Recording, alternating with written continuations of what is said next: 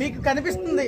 మీకు చాలా ఆశ్చర్యపోకండి, ఇది రేకుల సద్దే, నిజమే, ఇది రేకుల సద్దే. కానీ ఏదైతే శ్రీరాములు వారిని తిట్టినటువంటి వాళ్ళకి మాత్రం పెద్ద పెద్ద బంగళాలు ఉన్నాయి, పెద్ద పెద్ద బంగళాలు ఉన్నాయి.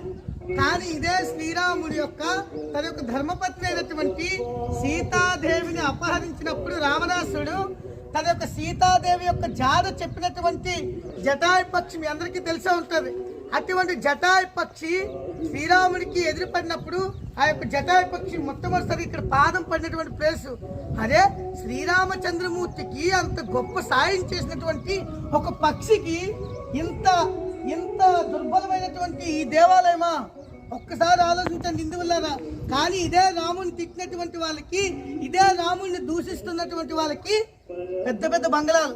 కాబట్టి మీరు రండి, మీకు చూపిస్తాను ఎంత చక్కగా ఉందంటే శ్రీరాముల వారి యొక్క ధర్మపత్నికి జాడ తెలిపినటువంటి ఆ యొక్క జటాయు పక్షి యొక్క పాదం ఇంత చక్కగా ఉంది చూడండి.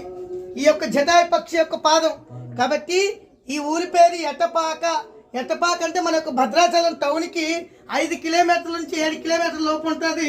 కాబట్టి ఇక అమ్మగారి శబరి అమ్మగారు ఇక్కడ ఈ యొక్క పాదానికి సేవ చేస్తూ ఉంటున్నారు. నిజంగా ఈ వయసుకి అసలు సేవ చేయడం చాలా ఎక్కువ. కానీ ఇటువంటి తరుణంలో అమ్మగారి నిజంగా ఏమి ఆశించకుండా, ఏమి డబ్బులు ఎవరెవరండి ఈవిడికి, కానీ ఆవిడ చక్కగా ఆ యొక్క జటాయు పక్షికి సేవ చేసుకుంటూ మన యొక్క జన్మ నాకు వద్దని చెప్పినటువంటి జటాయు పక్షి ఎలాగో ఈ కలియుగంలో ఈ అమ్మగారు కూడా నాకు మరొక జన్మ అంటూ వద్దని చెప్పి చాలా చక్కగా సేవ చేసుకుని ఇక్కడ ఉంటుంది. కాబట్టి మరలా మేము రాబోయే రోజుల్లో ఇక్కడికి వచ్చేసరికల్లా ఇది పెద్ద క్షేత్రం అవ్వాలని చెప్పి, ఇది పెద్ద ఆలయం నిర్మాణం జరగాలని చెప్పి ఆ యొక్క శ్రీరామచంద్ర వారిని వేడుకుంటున్నాం. జై శ్రీరామ్.